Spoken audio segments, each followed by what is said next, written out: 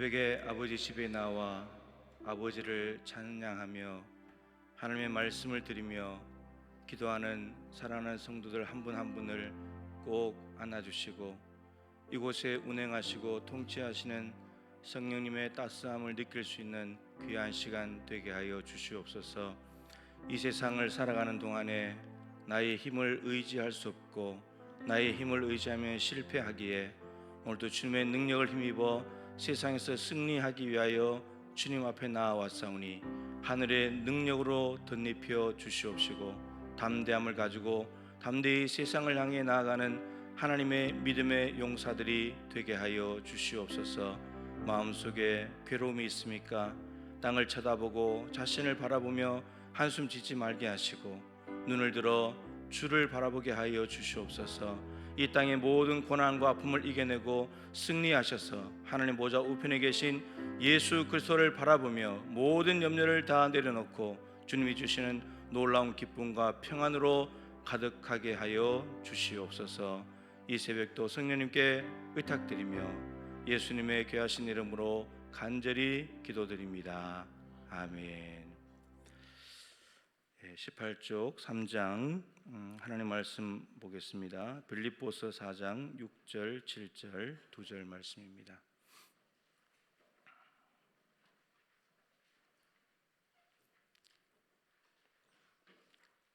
빌립보서 4장 6절 7절 2절 같이 읽겠습니다. 아무것도 염려하지 말고 다만 모든 일에 기도와 간구로 너희 구할 것을 감사함으로 하나님께 아뢰라. 그리하면 모든 지각에 뛰어난 하나님의 평강이 그리스도 예수 안에서 너희 마음과 생각을 지키시리라. 아멘. 정희수 권사님 어머님 오늘 발인하게 됩니다. 6시 40분에 교회에서 출발하겠습니다. 정원 장례식장으로 오실 분들은 7시까지 오시면 되겠습니다. 202호에서 지하 1층 아니고요, 발인실 아니고 202호에서 하게 되겠습니다. 그리고 윤동환 집사님은 어제 대장암 수술을 잘 마쳤습니다. 기도해 주셔서 감사하고 계속해서 기도해 주시기를 부탁을 드리겠습니다. 자, 오늘 3장 기도는 어떻게 하는가, 너무나 잘 아는 내용인데 오늘은 말씀에 충실하게 오늘 말씀을 따라서 기도는 어떻게 해야 되는가를 보겠습니다. 첫 번째, 기도는 어떻게 해야 됩니까? 염려하지 말고 구해야 된다라는 건데, 여기에 해당하는 것이 아무것도 염려하지 말고 끝에 가면 하나님께 아뢰라, 기도와 간구로 아뢰라 이렇게 되어 있습니다. 뭐뭐 하지 말고 뭐뭐 하라, 이런 구조로 되어 있죠. 저는 염려를 이렇게 정의를 합니다. 염려는 불완전하고 무능한 자신과의 대화. 염려가 뭐라고요? 불완전하고 무능한 나 자신과의 대화. 그러니까 무슨 문제를 가지고 염려하기 시작하면 자신과 계속 대화하는 거예요. 답도 없는 대화. 내가 불완전하니까, 무능하니까 어떤 문제에 대해서 나하고 상담하고 나하고 얘기를 해봐야지, 해봐도 답은 안 나오는, 이게 염려라는 거죠. 근데 오늘 하나님께 아뢰라 그랬는데, 기도는 완전하고 전능하신 하나님과의 대화. 그러면 답이 나오겠죠. 전능하시고 완전하신 분이시니까 답이 나오는 거죠. 그래서 오늘 말씀을 좀 다르게 표현하면, 염려하지 말고 구하라는 말은 대화의 상대를 바꿔라. 나 자신하고 너 자신하고 대화하지 말고 나하고 대화하자, 하나님하고. 이런 뜻이죠. 그러면 이제 답이 나오는 거예요. 밑에 이제 내용을 좀 보면, 기도는 염려하지 않고 구하는 것입니다. 염려하지 않는 것은 예수님께 모든 문제를 맡기는 것입니다. 우리는 이제 한편으로는 내가 막 귀찮고 힘든 일 이런 걸 내가 해야 될 것 같으면 남에게 막 떠넘기잖아요. 이게 또 얼마나 잘해요, 그죠? 이 기도도 하나님께 그냥 떠넘겨 버리면 되는 건데, 근데 또 어떤 때는 또 내가 한번 풀어보겠다고 고집처럼 또 붙들고 있어요. 또 하나님께 맡기면 쉬운 일인데, 우리 인간이 이런 면이 있어요. 두 가지 면이, 그죠? 어떨 때는 귀찮아서 남에게 막 떠넘기면서, 또 어떤 때는 내가 또 뭔가를 할 수 있는 것처럼, 내가 대단한 능력과 지식이 있는 것처럼 그걸 내가 해결하고 또 붙들고 있어요. 근데 기도는 하나님께 내가 보기에 할 수 있는 것이든 없는 것이든지 간에 다 그냥 하나님께 넘겨드리는 거, 이게 기도다라고 하는 겁니다. 염려한다는 것은 문제를 여전히 사람이 붙잡고 있는 것입니다. 그렇죠? 염려를 내가 붙잡고 있으니까 내가 해결하려고 하니까 염려가 되는 거죠. 그죠? 이거 내 일 아니야, 이거. 내가 염려하는 일 내 거 아니야. 하나님 일이야. 이렇게 뿌리면 이제 마음이 편해지는 건데, 내가 하려고 붙잡는 순간 염려가 찾아 들어와 버리는 거예요. 문제를 놓아야 예수님이 역사합니다. 베드로전서 5장 7절에 보면은 너희 염려를 다 주께 맡기라. 염려를 다 주께 맡기래요. 염려는 내 것이 아닙니다. 염려는 우리 것이 아니에요. 예, 하나님이 하실 일이죠. 이는 그가 너희를 돌보심이라. 돌보실 수 있는 하나님께 다 맡겨버려라. 이렇게 말씀합니다. 이게 베드로전서 5장의 문맥이 겸손의 문맥입니다. 겸손한 자에게 은혜를 베푸신다고 했는데, 어떤 사람이 겸손한 사람인가? 자기 염려를 주께 맡기는 사람이 겸손한 사람이고, 그 사람에게 주시는 은혜는 하나님이 그 사람을 돌보아 주신다. 이 은혜를 하나님이 주신다는 이야기입니다. 예. 자, 염려는 내 것이 아닌데, 근데 한 가지 우리가 염려해야 될 일이 있습니다. 근심이라는 단어로 표현하면 근심은 두 가지가 있습니다. 고린도후서 7장 10절에 보면 이런 말씀이 있습니다.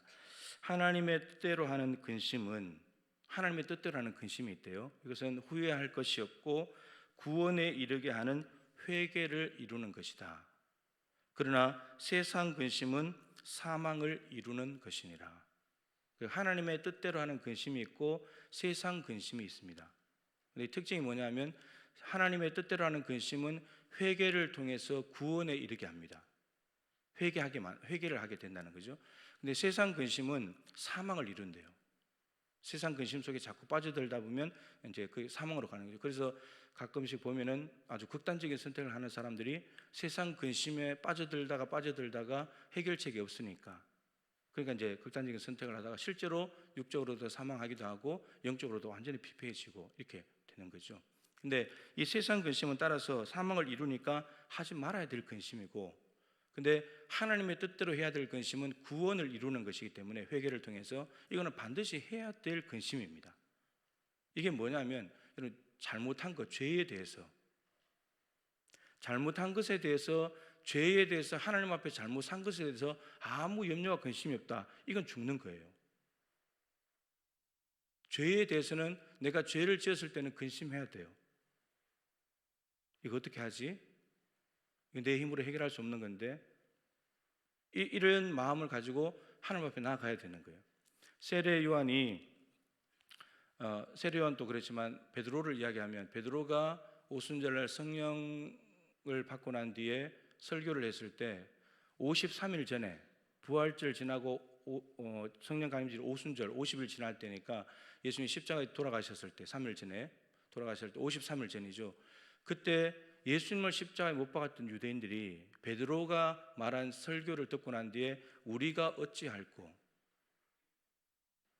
우리가 예수님을 신성모독죄를 뒤집어 씌워서 죽였는데, 정당하다고 생각했는데, 신명기 21장 23절 나무에 달린 자마다 저주를 받았다, 그거 맞다고 생각했는데, 근데 베드로가 성령 충만해서 설교를 했을 때 너희들이 죽인 이 예수를 하나님은 주와 그리스도가 되게 하셨다, 우리가 메시아를 죽였네. 그랬더니 마음속에 근심이 찾아온 거예요. 우리가 어떻게 해야 되지? 메시아를 죽인 죄를 지었는데 우리가 어찌할꼬? 그랬더니 베드로가 너희가 회개하여, 각각 회개하여 예수 그리스도의 이름으로 세례를 받으면 성령을 선물로 받게 된다. 이게 하나님의 뜻대로 하는 근심이에요. 하나님의 뜻대로 하는 근심. 죄를 지었는데, 심각한 죄를 지었는데도 근심이 없이 대충 넘어가지, 남 모르면 되지, 이렇게 넘어가다가는 오히려 그 죄 때문에 내가 죽을 수 있다는 거죠. 그래서 얼마 전에 새벽기도에 나왔잖아요. 무뎌지면 안 된다, 마음이.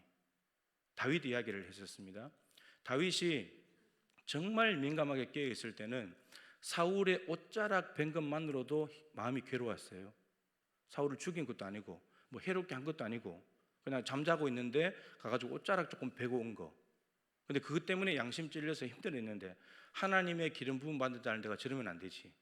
그래서 괴로워했는데, 이제 나라가 안정이 되고 이제 요압이 알아서 나가서 전쟁을 잘 해주고 할 때 왕궁 위를 거닐다가 밧세바를 보게 되면서 밧세바를 불러다가 동침을 하고 임신이 되자 전쟁터에 가 있는 우리아를 불러다가 임신한 걸로, 남편이 임신한 걸로 위장하려다가 2번이나 실패하고, 그걸 실패하니까 우리아의 편에 편지를 보내잖아요. 요압에게 전달하는. 근데 그 내용이 우리아를 최전방에 보내서 죽게 해라.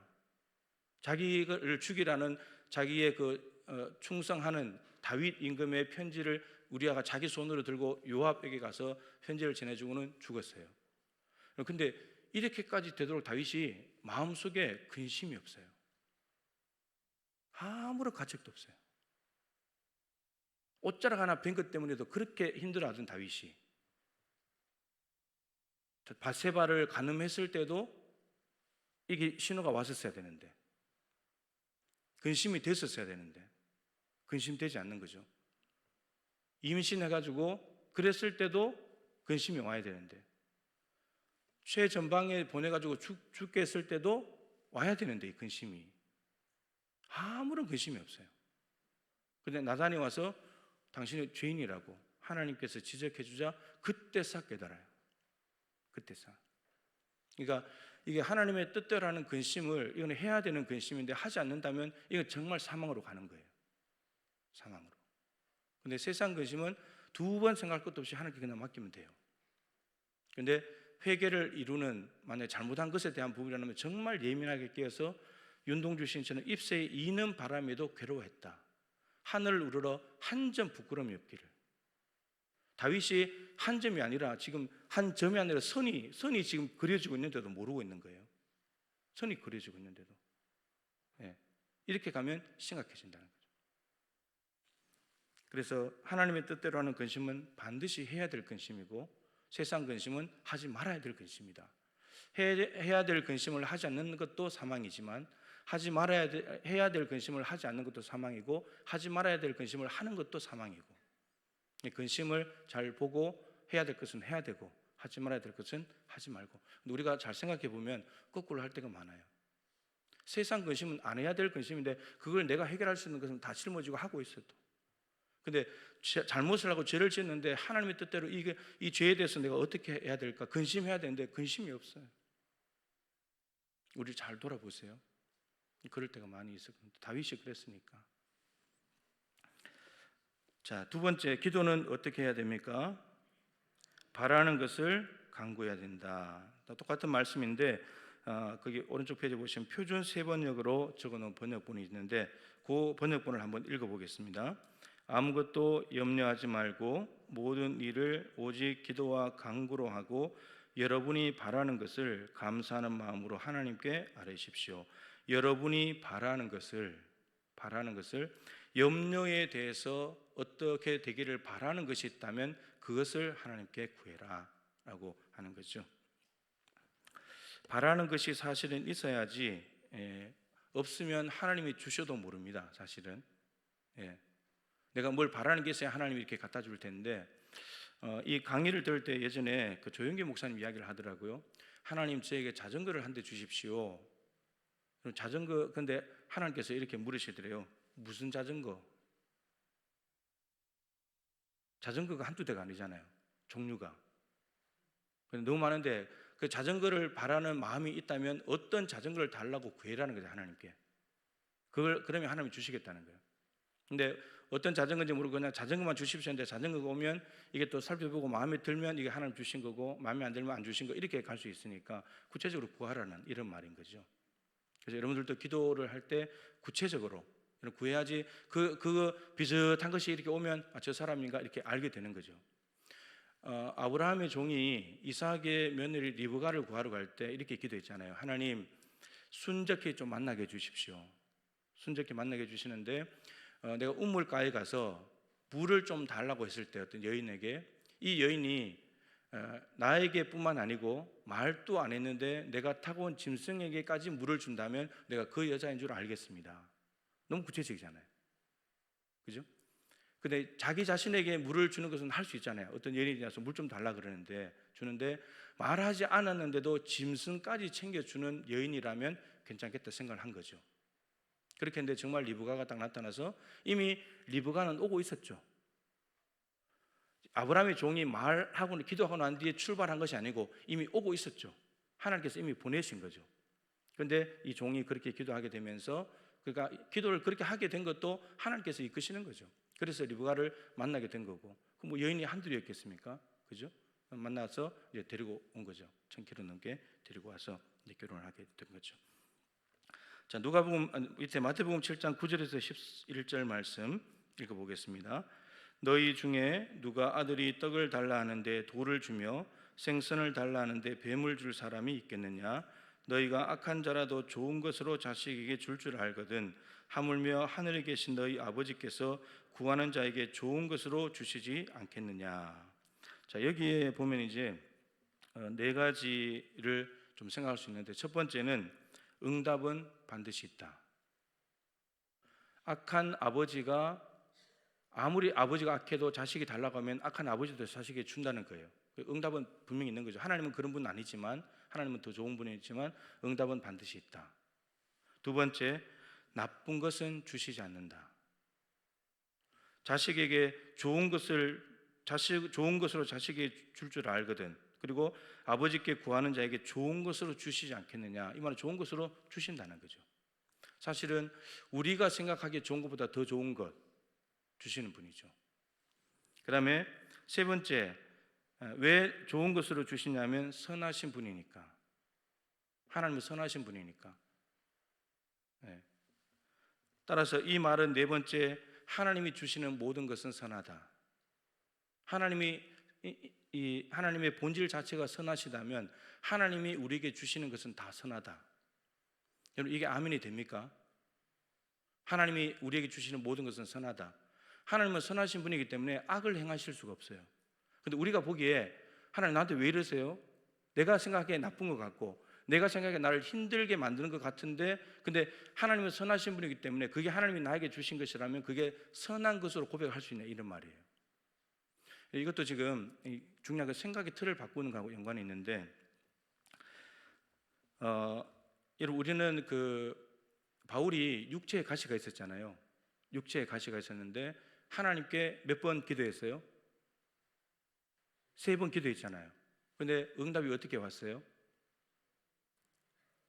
응답이 내 은혜가 내게 족하다. 우리는 은혜 받았다고 하면, 이런 병자가 은혜 받았다고 하는 것은 뭘 뜻하는 거예요? 어떻게 은혜 받았다고 말하는 거죠? 병이 나아야 되는 거예요.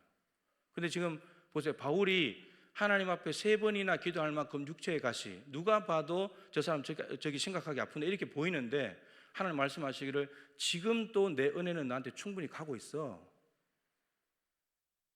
우리는 병을 고침 받아야 은혜 받았다고 말하는데 하나님의 시각은 그런 게 아니라는 거예요.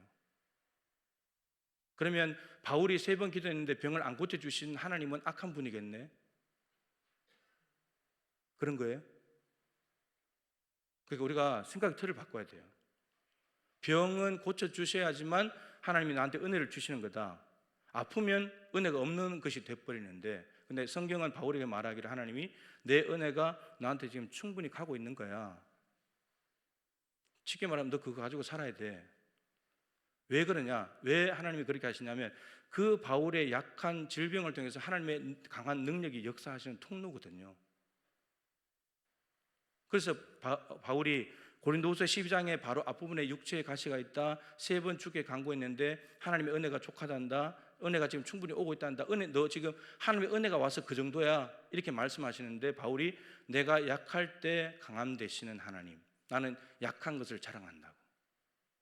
그러니까 바울은 자기 몸이 약해지면 약해질수록 그리스도의 능력을 의지하기 때문에 훨씬 더 그 아픈 것이 자기에게는 은혜가 되는 거예요. 하나님의 능력의 통로니까. 그렇게 되는 거예요. 바울이 그러니까 육신에게 연약함이 있는데 그걸 가지고 하나님을 얼마나 의지했겠어요? 얼마나 의지했겠습니까?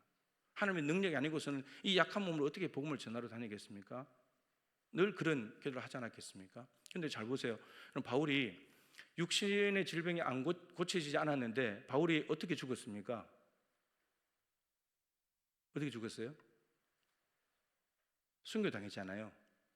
병으로 죽지 않았어요. 우리는 병이 안 고쳐졌기 때문에 은혜가 없는 줄 알잖아요. 그래서 죽는 것 같잖아요. 병으로 안 죽었어요. 바울이. 복음 전파가 막혔죠? 하나님 은혜가 없어서? 아니요, 죽을 때까지 그 연약한 몸으로 복음 전했잖아요. 우리가 은혜 받았다, 다른 것도 마찬가지로 이 개념을, 생각의 틀을 바꿔야 돼요.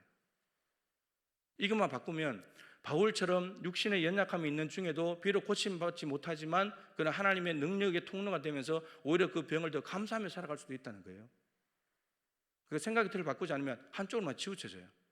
그래서 내 병이 안 고침받으면 하나님 나한테 왜 이러세요? 저 사람 고쳐주는데 나는 왜 계속 아파요? 이렇게 된다는 거죠. 그런데 바울은 육신의 질병을 달고 다니면서 하나님 감사합니다, 하나님 찬양합니다, 하나님 능력으로 만큼 역사하십시오, 이렇게 사는 거예요. 결국은 내 생각의 틀을 어떻게 바꾸느냐에 따라서 똑같은 모양인데 어떤 사람은 기쁨으로 살고 어떤 사람은 불행하게 사는 거예요. 하나님은 선하신 분이기 때문에 모든 주시는 것이 선하다. 이 개념이 너무너무 중요한데 이거를 받아들일 수 있어야 되는데 이게 참 쉬운 일이 아니에요. 왜냐하면 우리가 인간적으로 볼 때 선한 게 아닌 것처럼 보이거든요. 바울이 안질이든 간질이든 뭔가 병을 앓고 있는데 설교를 하다가 막 누워가지고 침 흘리고 몸을 발자국 발발 떨고 이러는데 이게 하나님의 은혜가 충분히 오고 있는 거야, 이렇게 생각이 들겠냐고요. 그렇게 들 수가 없잖아요. 근데 지금 하나님의 은혜가 충분히 나한테 가고 있는 것이고 오히려 그런 모습을 통해서 하나님께서 능력으로 역사하신다라고 이야기를 하고 있습니다. 그러니까 하나님은 선하신 분이다, 이겁니다. 우리가 단순하게 이렇게 해야지 선한 거고 이렇게 안 하면 선한 것이 아니다, 이런 개념이 아닌 거예요. 하나님 편에서는 오히려 하나님께서 더 큰 능력으로 역사하실 수 있는 것이라면 우리가 보기에 별로 안 좋아 보이는 것도 그건 우리 하나님께서 우리에게 주시는 선한 것이다, 이렇게 생각할 수 있다는 거죠. 누가복음은 이것을 바꿨죠. 누가는 성령을 강조하는 책이기 때문에 구하는 자에게 성령을 주시지 않겠느냐. 그럼 구하면 성령을 주신다는 말이죠. 예, 주신다는 말이에요.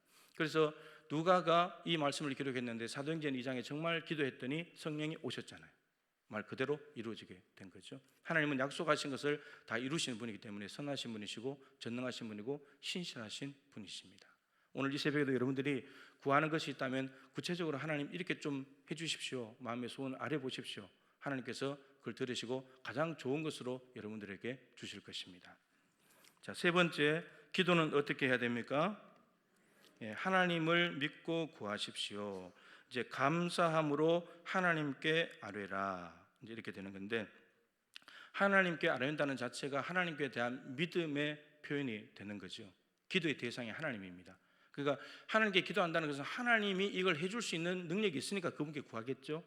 근데 믿음으로 구하는데 오늘 본문의 사실은 믿음으로 구한다는 표현이 뭐냐면 감사함으로 해요. 지금 염려거리 문제가 있는데 하나님께 감사함으로 아뢰라는 말은 아직 염려가 해결이 안 됐어요. 근데 하나님께 아뢰라는 말은, 감사한 마음으로 아뢰라는 말은 하나님이 이거 반드시 들어주신다, 그걸 믿고, 그래서 주실 줄로 믿고 감사함으로 하나님께 아뢰라, 하나님께 아뢰면 다 해결된다, 이런 말씀인 거죠. 자, 밑에 내용을 좀 보면 기도는 사람이 하지만 이루시는 분은 하나님이십니다. 그래서 하나님을 믿고 가야 되는 거죠. 내가 구하는 이 일 하나님이 이루어 주실 거야, 이걸 믿고 가는 겁니다. 하나님께서 들으시고 응답하심을 믿고 기도로 구하십시오. 기도하면서 실망하는 이유는 뭐 때문에요? 사람을 바라보기 때문에. 그러니까 나를 자꾸 바라보니까 무능하고 불완전한데 나를 자꾸 바라보고 옆에 있는 사람을 바라보고 이렇게 되니까 그렇게 된다라고 하는 겁니다. 자, 마지막으로 기도는 어떻게 합니까? 마음에 평안이 임할 때까지. 여러분, 이거 매우 중요합니다. 매우 중요합니다. 자, 6절은 염려하지 말고 하나님께 아뢰라, 기도해라죠. 그러면 7절은 그리하면 응답이잖아요. 응답이 어떻게 오냐면 모든 지각에 뛰어난 하나님의 평강이, 세상의 평강이 아니고 내가 만들어낸 평강이 아니고 세상이 주는 평강이 아니고 하나님이 주시는 평강이 이 그리스도 예수 안에서 너희 마음과 생각을 지키시리라. 어제 말씀드린 대로 두 가지로 생각할 수 있는데, 염려하는 문제가 없어지기도 하지만 염려하는 문제가 그대로 있어도 하나님이 지금 주시고자 하는 것은 네 마음이 평안해야 된다. 문제가 사라지지 않아도 문제 때문에 염려가 찾아오는 건데, 근데 문제가 사라지면 염려도 사라질 수 있겠지만, 그러나 문제가 그대로 있다 할지라도 하나님은 우리에게 네 마음과 생각이 평안하면 좋겠다. 그래서 기도는 언제까지 해야 되느냐? 하나님이 평안을 주실 때까지. 이게 하나님께서 응답하셨던 하나의 표시예요. 표시. 그래서 이제 가끔씩 그 긴급한 기도를 부탁하시는 분들이 있는데, 그럴 때 제가 그렇게 답을 합니다. 충분히 기도해야 될 시간이 없으니까. 그렇다면 제가 충분한 기도 시간이 있으면 일주일 내지는 2주일 동안 기도해 보십시오. 그리고 결정하십시오. 이렇게 말하는데, 근데 안타까워서는 대부분의 사람들이 이미 결정하고 저한테 와요. 통보하러 오는 거죠. 그리고 제가 권면을 해요. 하나님이 그렇게 하라고 하셨냐? 적어도 일주일, 2주는 기도해 보시고 결정하시라고. 근데 이미 결정이 끝났기 때문에 그냥 본인이 알아서 하시더라고요. 안타까운 거죠. 근데 짧은 시간에 답을 해야 될 거면 제가 이렇게 말해요. 집사님, 권사님 마음에 평안이 오는 대로 결정하시면 됩니다. 디모데후서 1장 7절에 두려워하는 마음은 하나님이 주신 것이 아니다. 마음에 불안이 있고 두려움이 있다면 아직 응답이 안 온 거예요. 하나님이 준 마음이 아니니까. 근데 마음속에 평안이 찾아왔다. 그러면 하나님께서 지금 마음을 지키시는 거고 하나님의 응답이 오고 있는 거예요. 그렇게 하나의 기준으로, 이게 전부는 아니지만 평안이 온다면은 대부분 다 이제 맞겠죠. 하나님 주시는 평안이니까. 그러다 그 하나의 기준이에요. 하나님 마음에 평안이 오냐? 그러면 그걸 결정하면 돼요. 네, 그러면 됩니다. 자, 밑에 내용을 읽고 마치죠. 기도하면 하나님의 평강이 마음과 생각을 지킨다고 하였습니다. 생각을 잡으면 그 사람 전체를 잡는다 그랬죠. 우리가 생각의 틀도 다 잊어버렸죠. 생각의 틀이 바뀌면 뭐가 달라지죠? 어떻게 되죠? 생각이 바뀌고, 생각이 바뀌면 느낌이 바뀌고, 느낌이 바뀌면 행동, 지정의 행동이 바뀌고, 행동이 바뀌면 행동이 반복되다 보면 습관이 되고, 습관이 바뀌면 인격이 달라지고, 인격이 바뀌면 인생이 바뀌는 거예요. 그러니까 생각 하나 딱 잡아버리면 인생을 잡는 거예요. 그러니까 베드로 생각을 딱 잡아버렸잖아요. 그러니까 온몸이 다 움직여버리잖아요. 가룟 유다 예수 팔리는 생각을 마귀가 딱 갖다 넣었더니 행동으로 예수 팔아버리고 자기가 끝에 가서는 인생이 망쳐버리잖아요. 이렇게 된다는 거예요. 그러니까 생각을 하나님께서 지켜주신다는 것은 어떤 문제에 대해서 가장 근본적인 것을 하나님께 평강으로 지켜주시겠다. 두려워하지 않는 마음, 염려하지 않는 마음으로 지켜주시겠다. 이런 말씀인 거죠. 기도는 하나님의 평안이 임할 때까지 해야 됩니다. 네. 그래서 평안이 올 때까지, 그것이 하루가 되었든 열흘이 되었든 1년이 되었든지 간에 하나님의 평안이 올 때까지. 마음이, 거꾸로 말하면 마음이 좀 불편하고 힘든데 그걸 결정하면 안 되는 거예요. 하나님 뜻이 아닌 거예요. 그거는 마음이 평안해. 하나님이 우리에게 불안한 마음을 주면서 그걸 하라고 할 리가 없잖아요. 아버지인데 그죠? 불안하고 두려운 마음이 있더라도 마침내 평안으로 바꾸셔서 그 일을 하게 하시는 분이지, 불안과 두려움의 상태에서 그거 하라고 하실 리가 없다는 거예요. 네. 그렇기 때문에 불안과 염려 가운데는 선택하면 안 되는 거예요. 그건 실패하게 돼요. 네. 근데 마음이 평안이 왔다 그러면 해도 괜찮아요. 그런 거죠. 처음에는 염려와 근심이 있지만 더 오래 기도하면 평강이 충만하게 됩니다. 흐린 물도 오래 가만히 두면 가라앉고 맑은 물이 되듯이 오래 기도하면 염려와 근심이 가라앉고 평안이 임하게 됩니다. 자, 오늘 말씀을 따라서 어떻게 기도해야 되는가? 염려하지 말고 하나님께 구하십시오. 그리고 여러분들이 바라는 것을 구체적으로 하나님께 구하십시오. 그리고 하나님께 구한다면 하나님이 살아계시고 선한 것을 주시는 분임을 믿고 구하십시오. 감사함으로 구하십시오. 그리고 평안이 올 때까지 기도하십시오. 그러면 오늘 여러분들이 새벽에 가져나온 모든 문제를 해결받고 돌아갈 때 평안으로 이 예배당 문을 나서게 될 것입니다. 기도하겠습니다.